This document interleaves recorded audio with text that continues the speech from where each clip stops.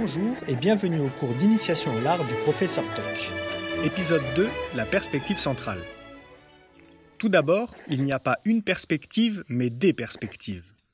L'idée étant de représenter les trois dimensions d'un sujet sur une surface plane, mais pas toujours, on le verra dans les autres épisodes. Et c'est là un point très important. La perspective est une abstraction mise en forme pour rendre un sujet 3D sur un plan 2D. Pas de plan 2D, pas besoin de perspective, ça paraît logique. Le mot perspective vient du latin perspicere, qui signifie voir au travers. La perspective qui nous intéresse ici est dite linéaire, conique, classique, centrale, optique ou encore albertienne. Ce sont là toutes des variantes sur une même manière d'apprendre la construction d'un volume à l'aide du dessin. Et le premier à l'avoir théorisé, c'est Léon Battista Alberti, figure de la Renaissance, écrivain et philosophe, d'où le nom albertienne. Et le sujet de cet épisode sera la perspective centrale, avec le principe que l'on apprend aujourd'hui à l'école, une ligne d'horizon, un point de fuite et des lignes parallèles qui s'y rejoignent. C'est une perspective monoculaire. Explication. Ce sera Filippo Brunelleschi qui mettra en place toute une mise en scène pour donner à voir le réalisme de cette nouvelle invention.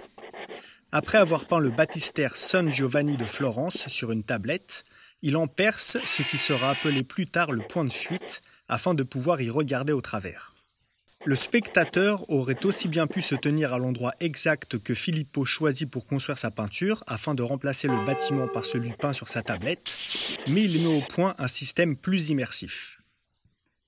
Placé à ce même endroit, le spectateur doit se retourner, placer un petit miroir face à lui et regarder avec un seul œil au travers du trou la peinture tournée vers le miroir.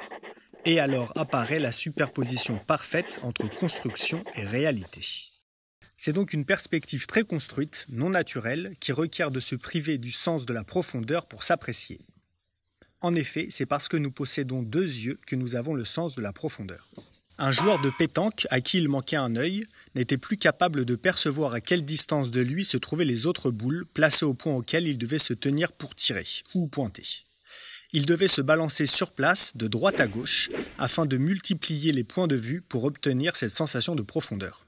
Il est intéressant de noter que pendant toute l'histoire de la perspective centrale, on a voulu faire apparaître l'œil du spectateur sur le tableau et il sera le plus souvent représenté à l'endroit même du point de fuite, sans pour autant pouvoir être en mesure de signifier le point du sujet.